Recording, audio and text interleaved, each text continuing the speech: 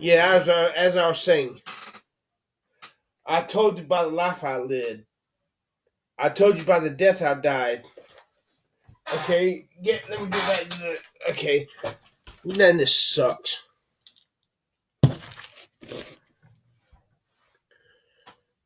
Have you loved others as I am loving you, totally, unconditionally? Hearing the question like that, I saw how foolish it was even to try to find an answer in the scenes around us.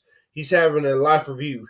I had known why I had not known love like this was possible. Someone should have told me, I thought indignantly. A fine time to discover what life was all about. But though these thoughts rose out of self-pity and self-excuse, the answering thought held no rebuke, only that hint of heavenly laughter behind the words. I did tell you. This is Jesus speaking to him. But how, still wanting to justify myself, how could he have told me and I had not heard? I told you about the life I lived.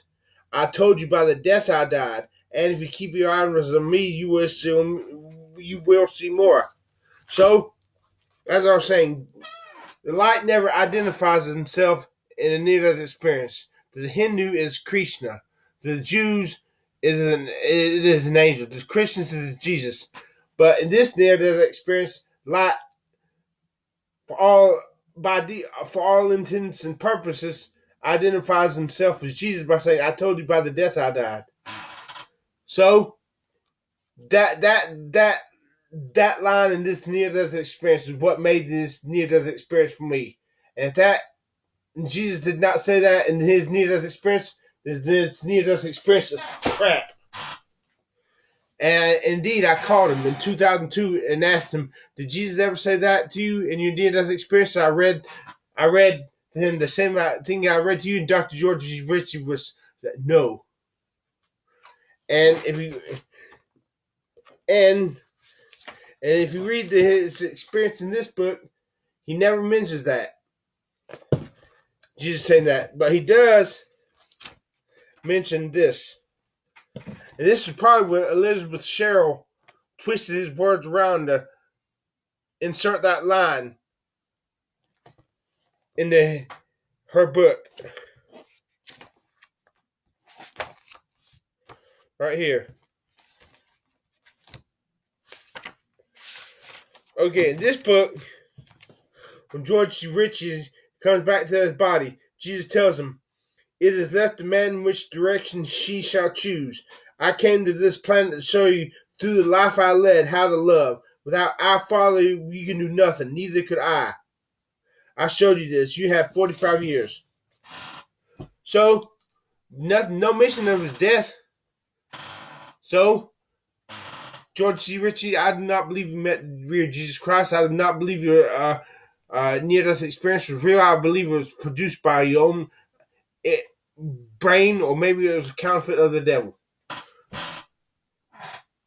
Because his whole experience goes from sweet honey to pure shit. If Jesus did not tell him, as recorded in this book, I told you about the life I lived. I told you about by the death I died. And another thing, without our Father, you can do nothing. Did our Father? Are you saying we're little sons of God? But Jesus did not. Jesus, when he spoke to Mary Magdalene, say, "Go and tell my brethren that I send to my God and to your God, to my Father and your Father." In other words, Jesus has a unique relationship. God is the Father of Jesus in a way He's not the Father of us. Yes, He's our Father, but He's uniquely the Father of Jesus Christ in a way He's not the Father of us. So, is that a red sign that this Dr. George C. Ritchie's experience was a counterfeit of the devil? Needless to say, I don't believe it. I missed the day. I want to believe in his near-death experience. I so badly do want to believe that he met Jesus because the love that Jesus had, but I just can't do it. I just can't fucking do it.